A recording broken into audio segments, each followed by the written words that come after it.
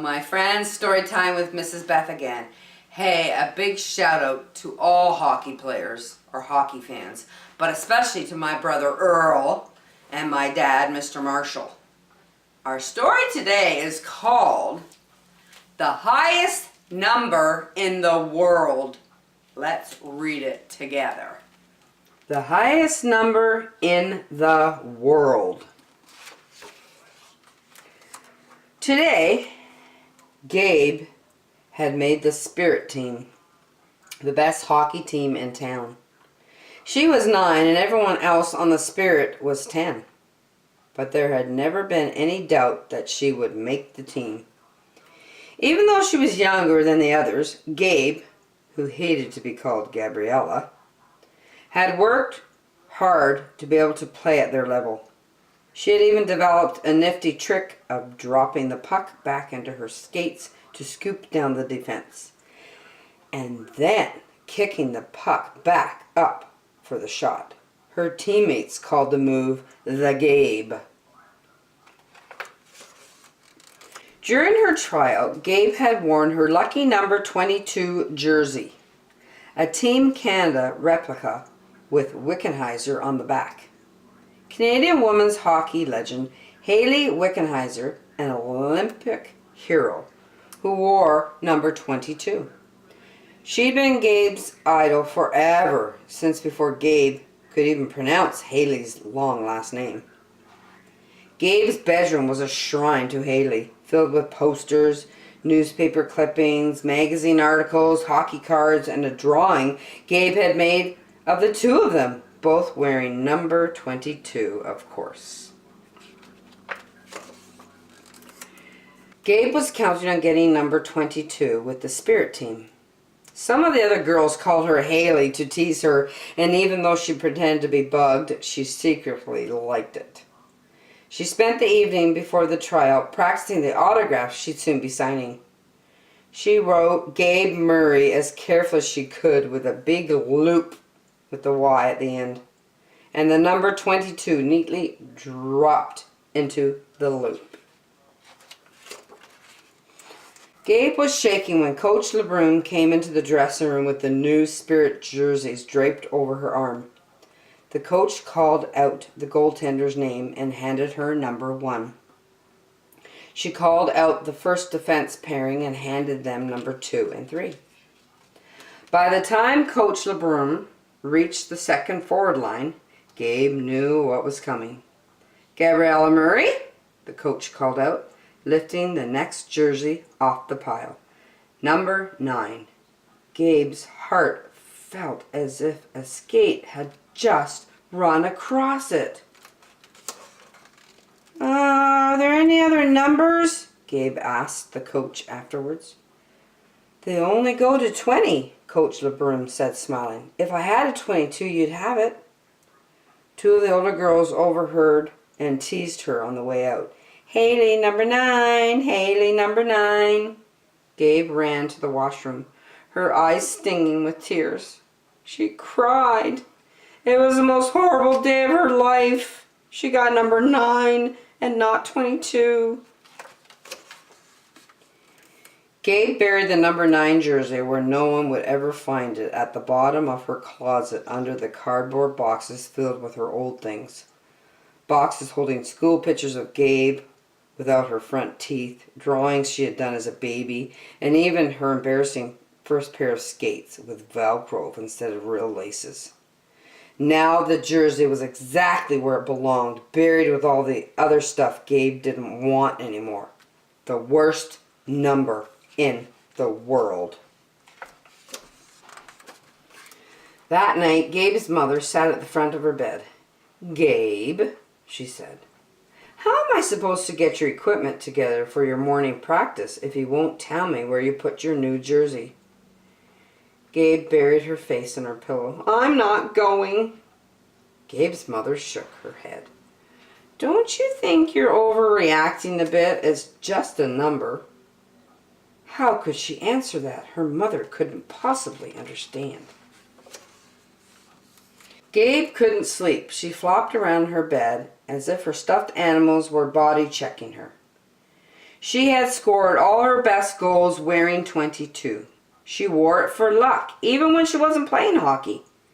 And how could she be like Hayley if she wasn't wearing 22? 22 was her number.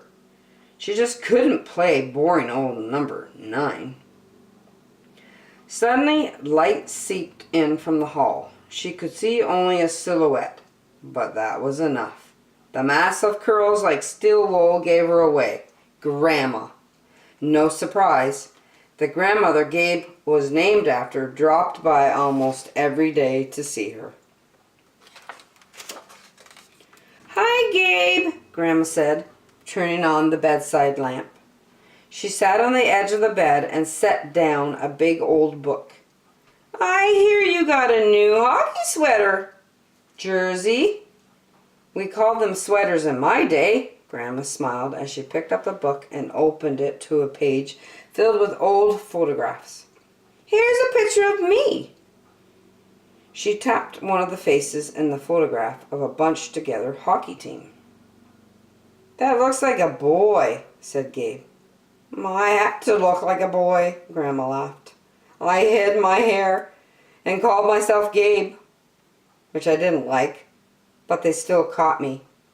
"Caught you?" "Someone squealed and they said a girl couldn't play. I wasn't as lucky as you." "I'm not lucky." "I don't know about that. I hear you got the lucky number." "No, I didn't," said Gabe. "I got number 9. "Well, I wore number 9, Grandma said. "Everyone did back then."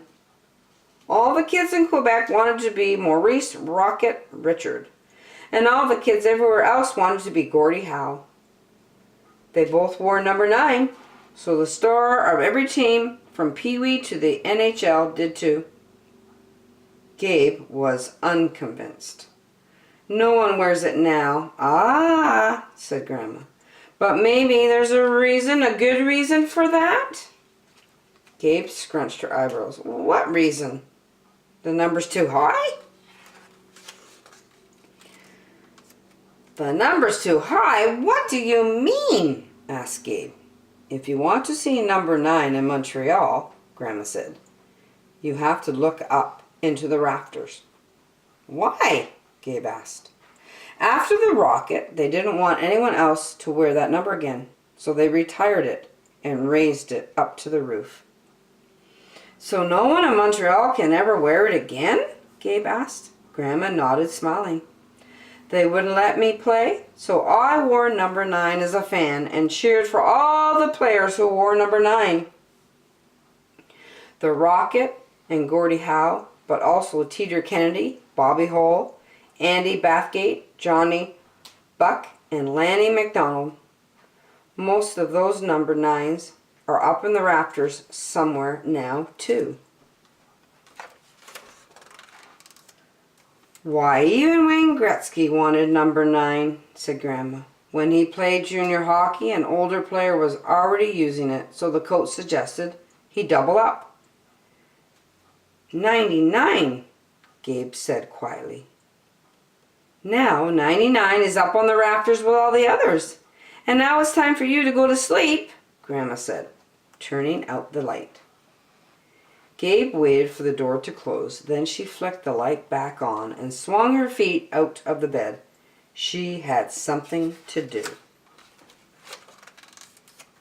The next morning, Gabe made her way slowly down the stairs. She could hear her parents talking. "She says she isn't going," her mother said. "She's very upset about this jersey." "I heard her get up," said Father. "I'm sure she'll come around." Gabe looked down and frowned at the wrinkles in her new jersey. Maybe she shouldn't have slept in it? Gabe was back on the ice, dazzling her new Spirit teammates with the Gabe shot as they practiced. The wrinkles had all fallen out of number 9. It felt good. She looked up at the rafters in the little arena. It wasn't high, but high enough. If they ever raised number 9 to the rafters, she wanted her grandmother standing here with her. and only one name on the back, Gabriella, for both of them. What a great story. Gabriella, or Gabe, she's kind of upset that she didn't get number 22. But after her grandma explained how great number 9 is, with all those players that had been retired their number 9 shirt, and how Wayne Gretzky even got number 99, a double 9, she was pretty excited then to wear her 9, and she hoped that maybe she'd get famous one day and they would retire her jersey number 9. Hey, I hope you enjoyed that hockey story. See you next time, my friends.